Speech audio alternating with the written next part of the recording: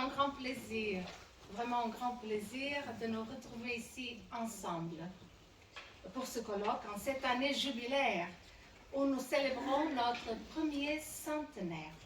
On est jeune, premier centenaire de fondation.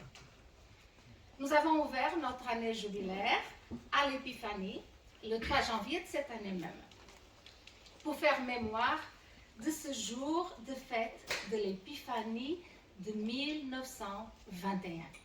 Cette année-là, c'était le 6 janvier.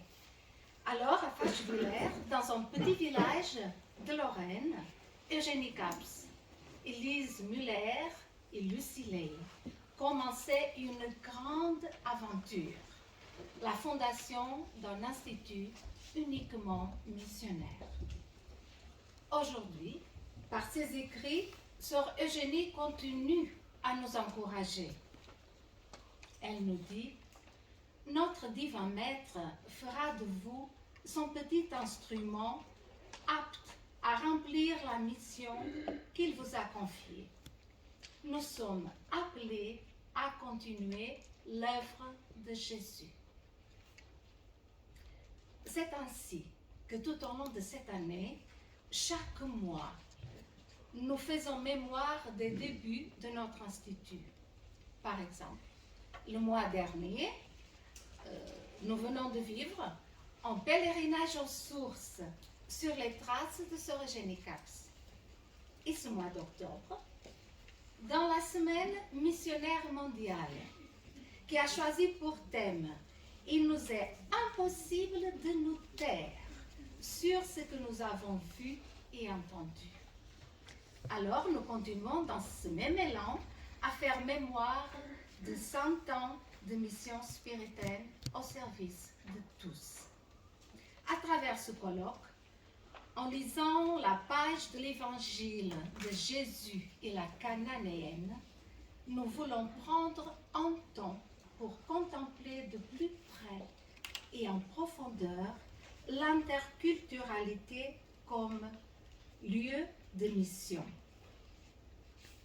Nous voulons aussi saluer nos modérateurs, à qui nous allons donner tout de suite la parole et l'animation de ce colloque. Mais avant, nous allons rapidement le présenter, parce que sinon, personne ne va le présenter. Nous avons la joie, comme vous avez déjà vu, d'accueillir le Père Paul Coulon. Alors, c'est un Père spiritain. Pour beaucoup d'entre nous, on le sait, mais peut-être pour d'autres.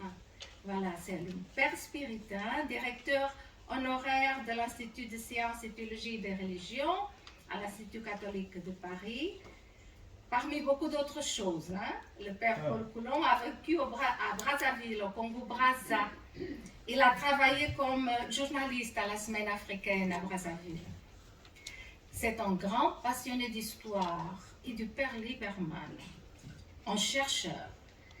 Le Père Paul Coulon est responsable de la collection Mémoire d'Église aux éditions Cartala, où il a publié plus de 100 titres. Il est également membre de l'Académie des sciences d'Outre-mer. Bienvenue, Père Coulon, et merci beaucoup de nous modérer. Ça va être difficile. Nous avons aussi comme modératrice deux sœurs, Sœur Marie-Bernadette Delpierre et Sœur Sandra Dernaud, qui est parmi nous. Alors, je commence par Sœur Marie-Bernadette.